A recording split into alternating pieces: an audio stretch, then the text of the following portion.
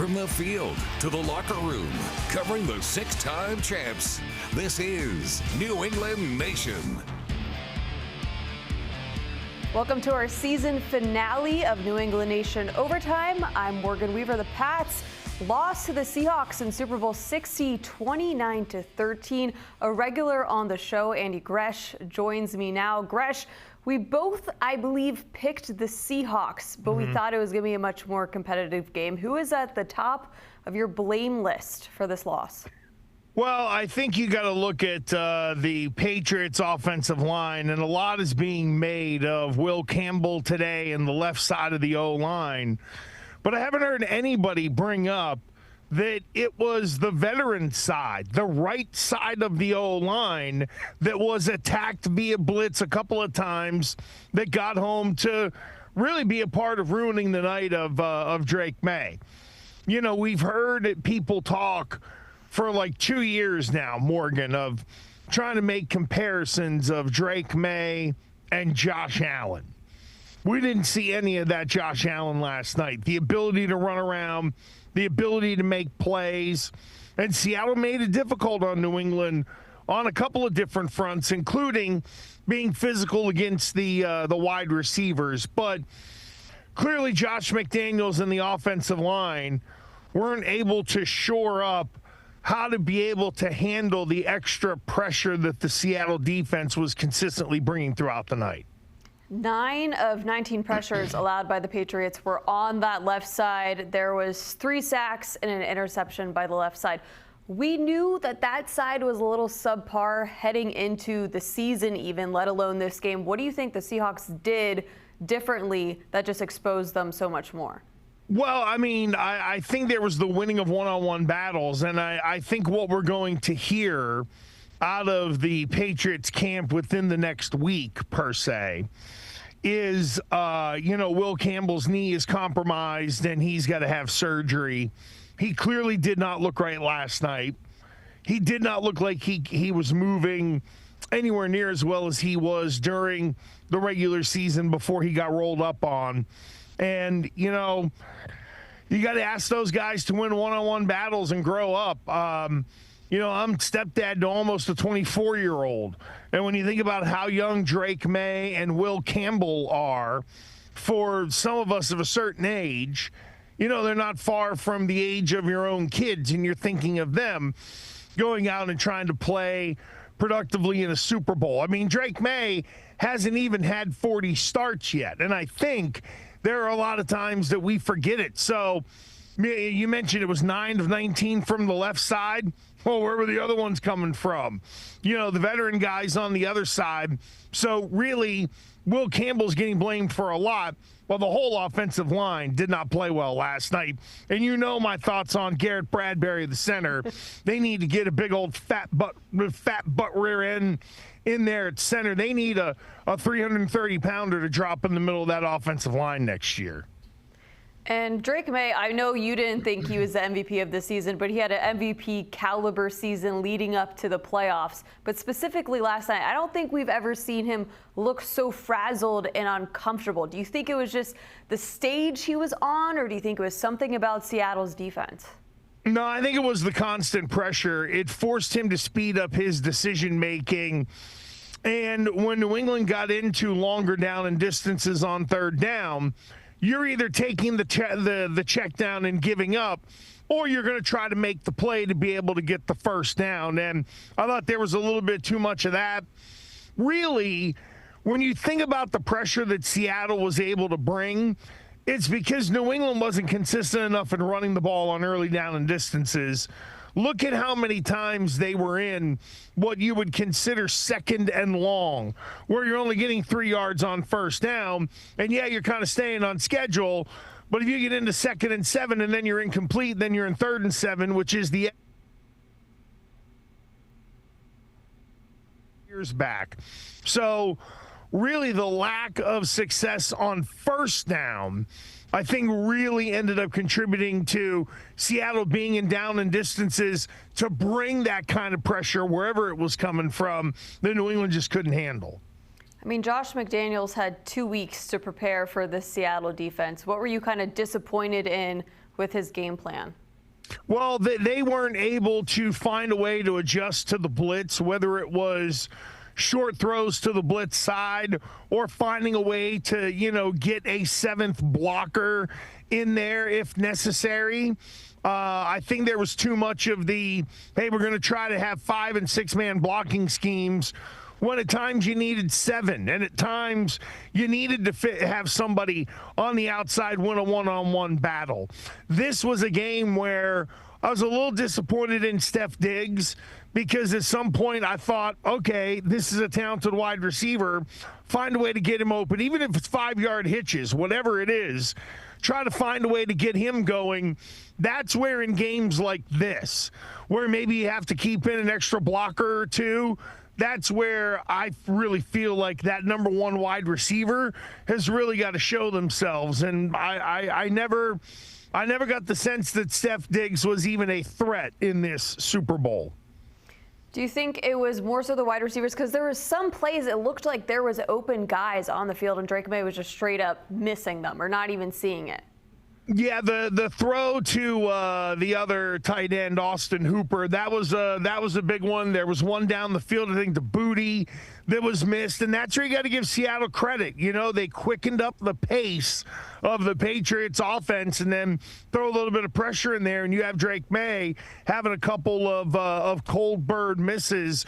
So while May didn't help them, there are the moments in the Super Bowl where the number one wide receivers find a way to be able to get open, and they kind of bail the quarterback out. I didn't feel like there was enough of that. And then again, there were moments where Drake May was so frazzled without a running game or a short passing game. It felt like there just wasn't anything that Josh McDaniels could consistently dial up that he knew he could count on.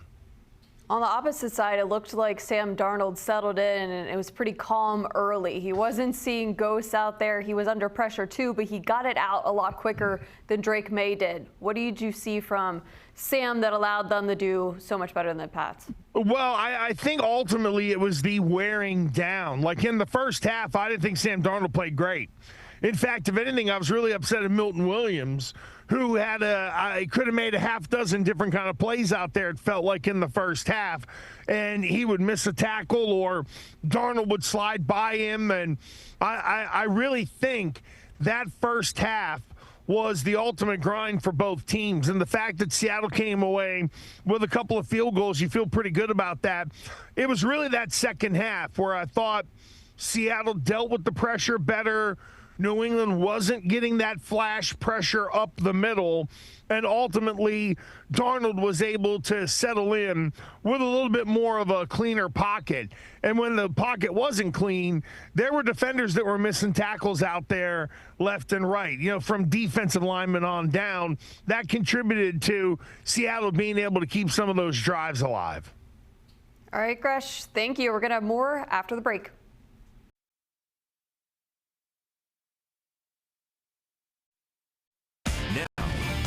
Nation continues. Welcome back to New England Nation Overtime. I'm Morgan Weaver, analyst Andy Gresh back with us again. And Gresh, we were just talking about the Pats defense a little bit. Without Christian Gonzalez, it would have been a blowout on Sunday, do you think? Oh, yeah. Gonzo was fantastic. He did a great job of playing different techniques out there. At times it was trail. At times it was a little bit of press. At times, he was able to really mix things up.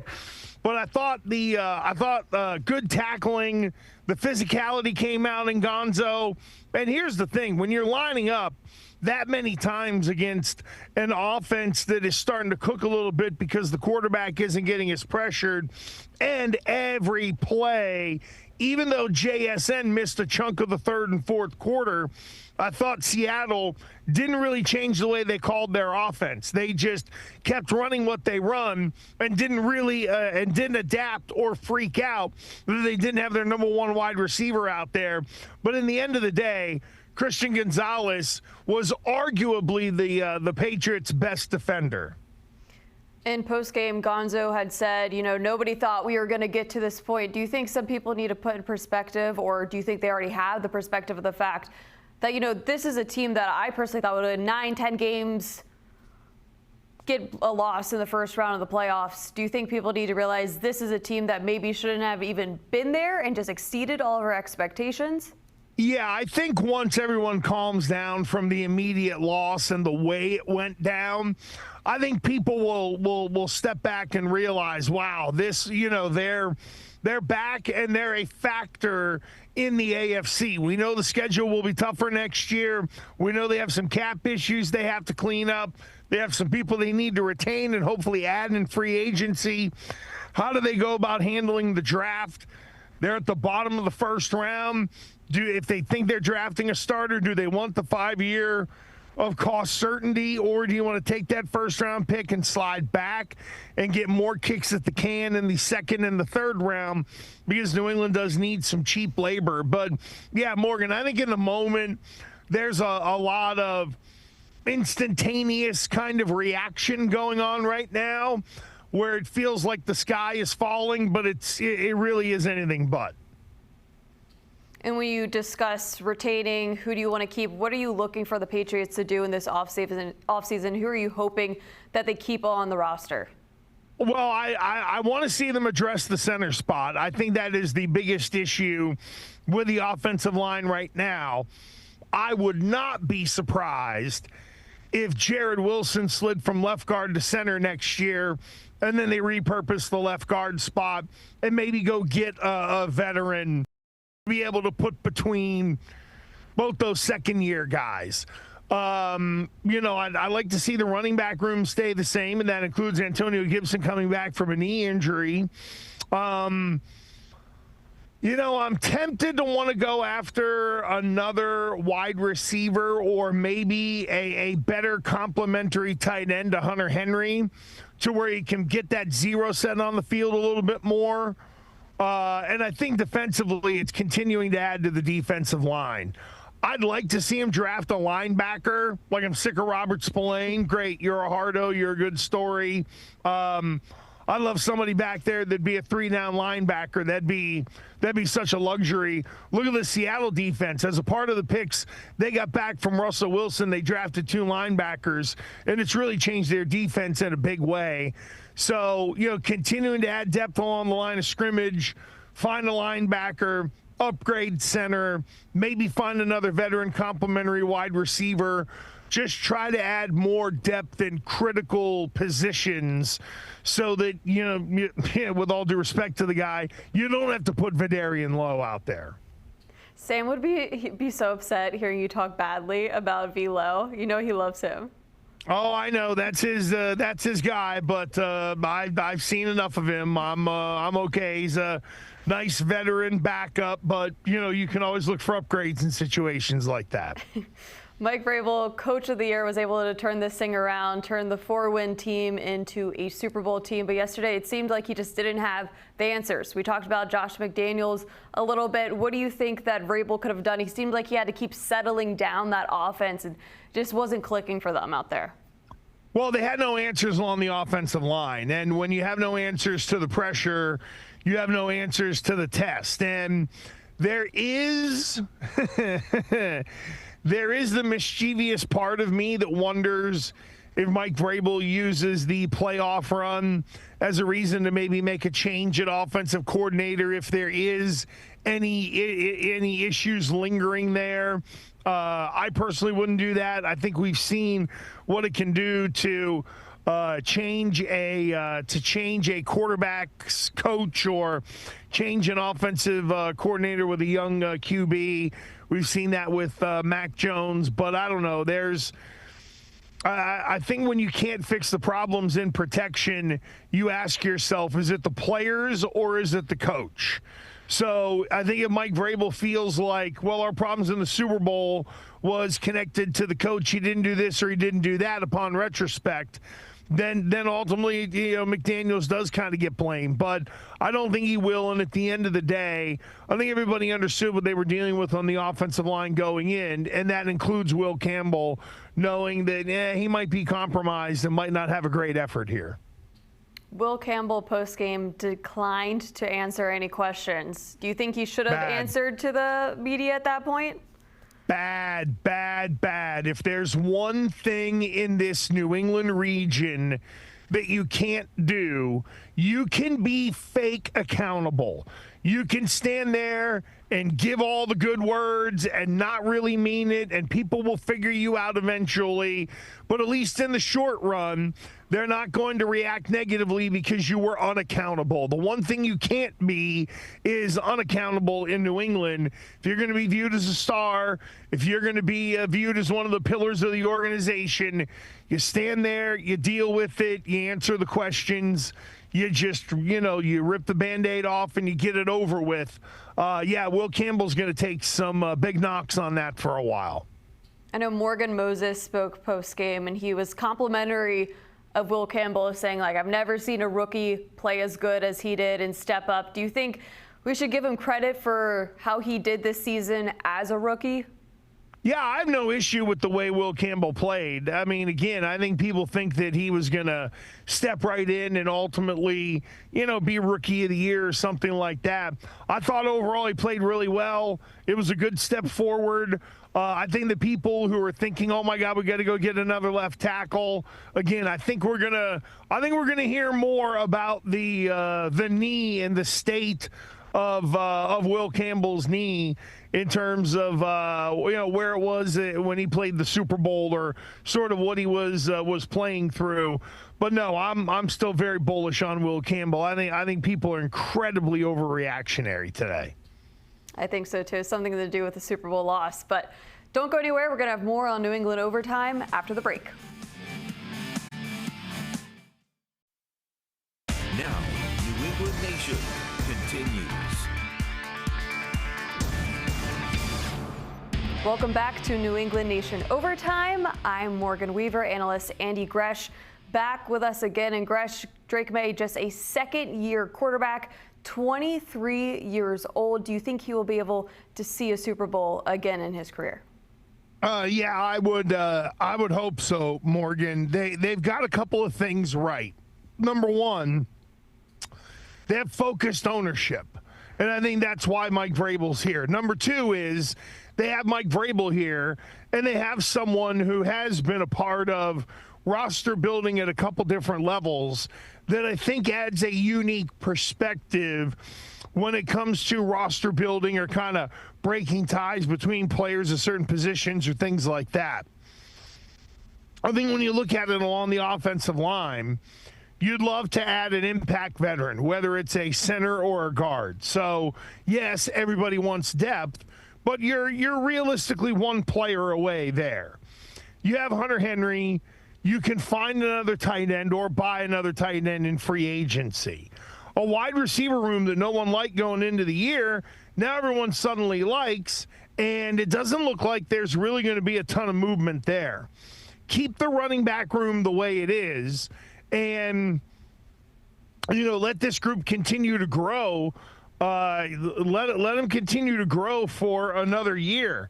The draft plan will be very interesting. Do they want a lot of picks for cheaper labor, or do they keep that late first rounder and use it on someone that might be a plug and play right away?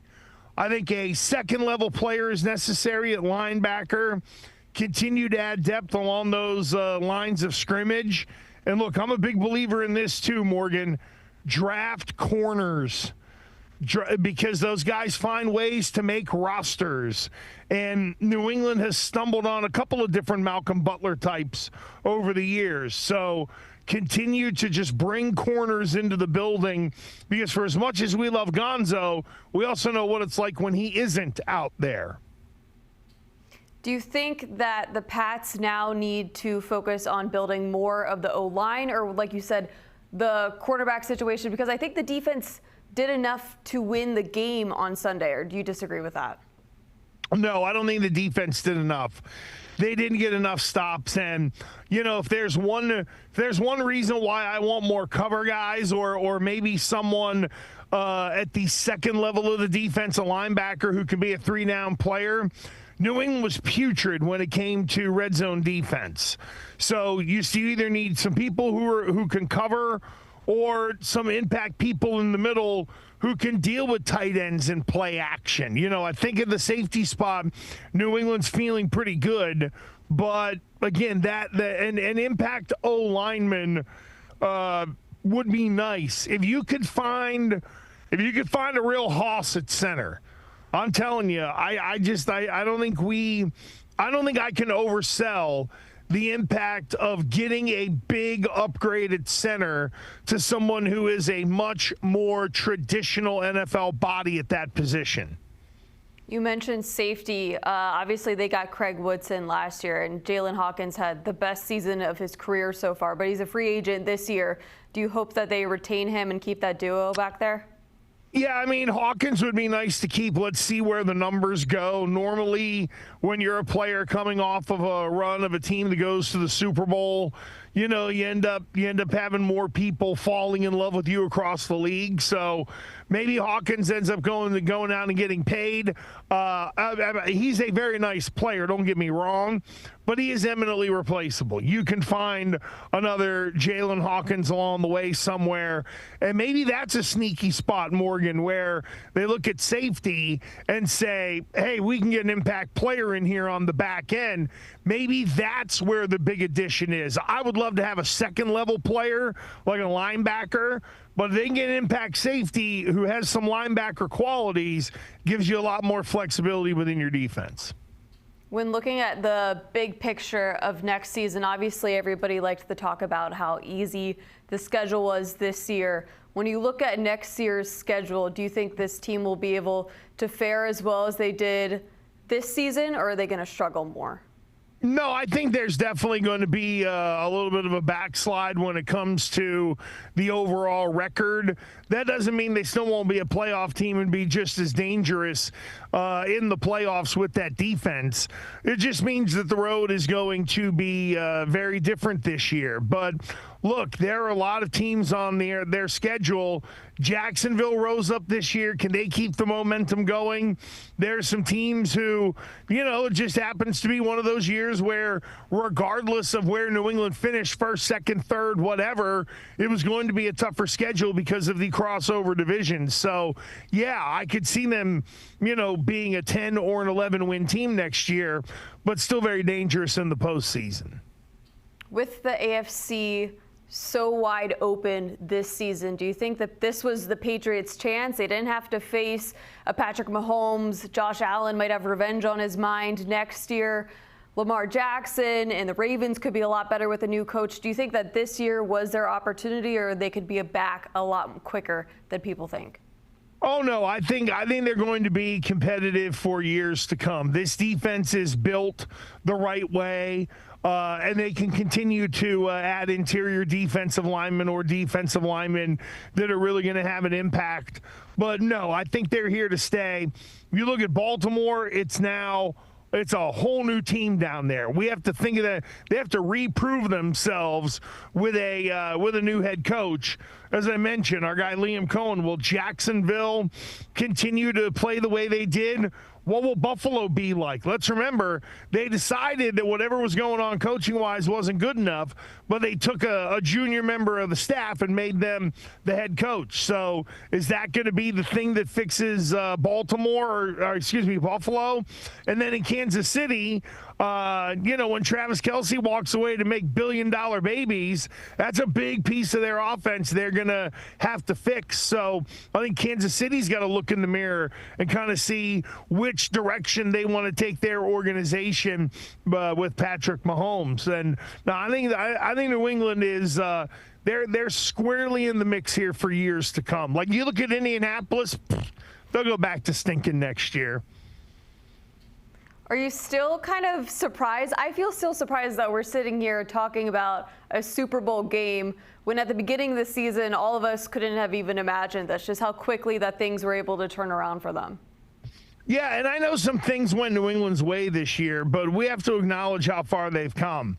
They built a top 5 defense that has some sustainability over the next couple of years. And, before Drake May's contract gets out of whack, and that's going to be the next thing. Drake May is Mr. All Shucks and All Humble. Is he a guy who maybe takes $45 million instead of going for the absolute most amount of money? Does he look at it and say, hey, the all shucks kid who's going to make $200 million over 5 years, I'll be just fine. I'd love to have some teammates around me. Or does Drake May go for the absolute maximum dollar, and then the complete pay structure of the Patriots changes? All right, Gresh, thank you so much for all you've done this season on this last edition of New England Nation Overtime. Word up. There we go. Hey, it was a heck of a year, to say the least. Appreciate your time as always. See you now.